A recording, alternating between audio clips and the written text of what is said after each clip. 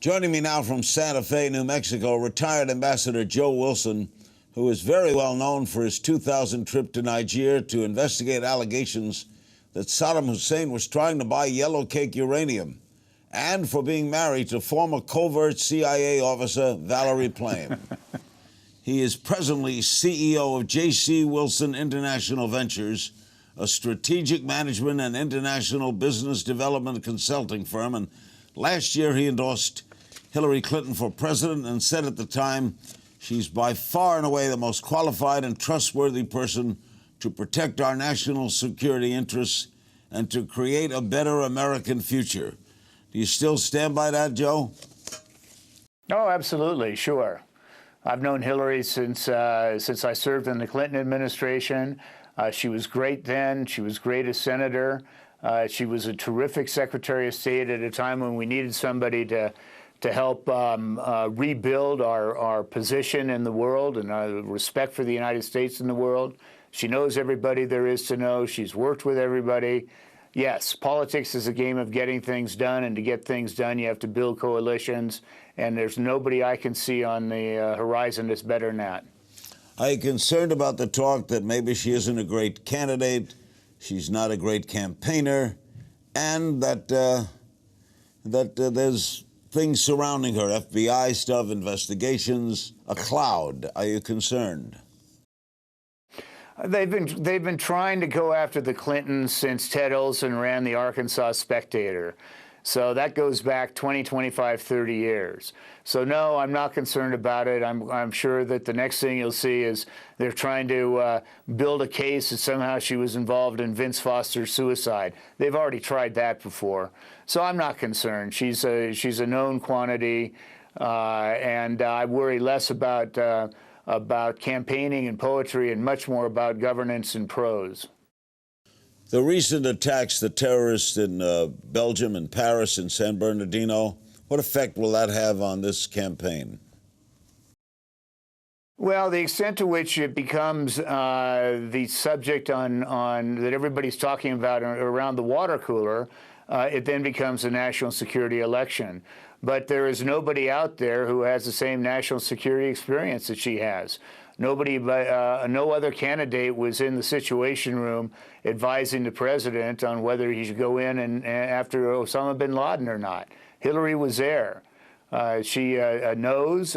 She's been around long enough to have made a few mistakes, and fortunately, she's learned from them. And I'd say this: I've known a lot of presidential candidates over the last 25 years, and she is the one person that I know who operates at that sort of national level, who you can actually visibly see grow from the beginning of a meeting on substance to the end of the meeting as you bring facts to her attention.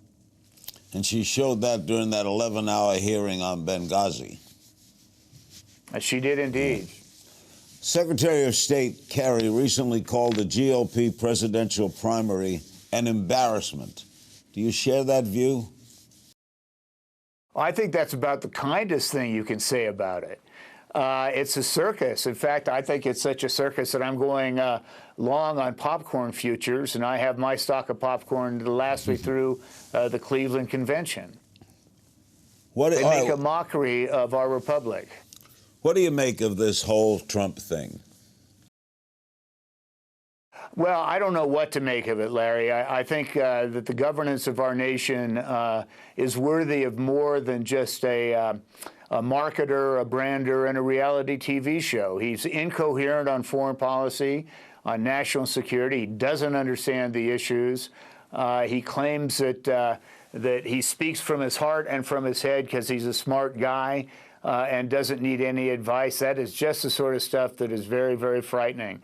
The only person more frightening than him is Ted Cruz, who actually believes his stuff.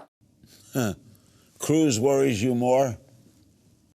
Oh, yeah, sure. Cruz is an ideologue. He is a rabid ideologue. And I think that he would be more difficult to constrain than Trump. What do you make of the anti-Islamic rhetoric going on in America, and that both prime candidates, Cruz and Trump, would favor, despite the strong opposition of the police chief in New York, going into mosques Well, and warning against their being involved in things against the United States? Well, I'm somewhat biased because I spent a good part of my career in countries where the majority of the population was Muslim, but I find it despicable. I find it un-American and unworthy, really, of our political dialogue. I think that it serves the interests of those who would wish to do harm to the United States, and it doesn't serve our interests in any positive way whatsoever. Other than that, I have very few strong views about it. Trump says NATO is obsolete. Is it?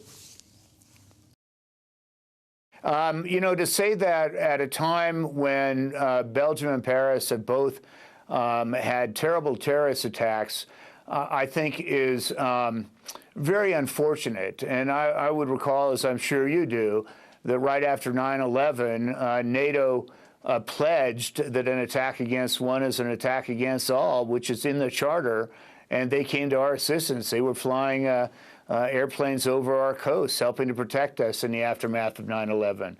So I find it at the minimum very unhelpful in terms of being able to work in cooperation and coordination with our most important allies on this globe.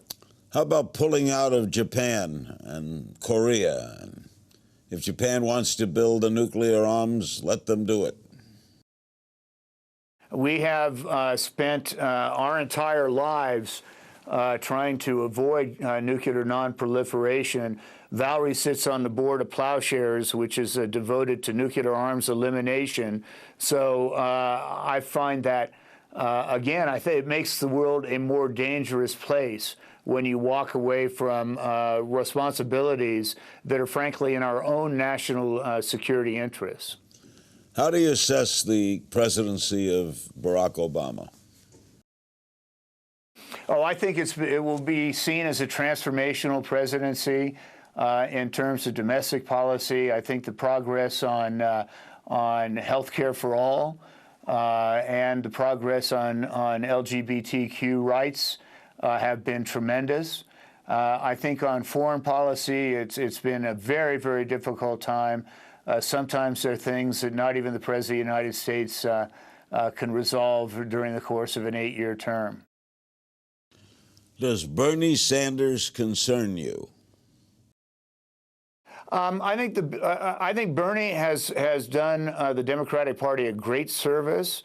He's made Hillary a better candidate. He's also moved the Democratic Party more to where it naturally should be, a little bit more left.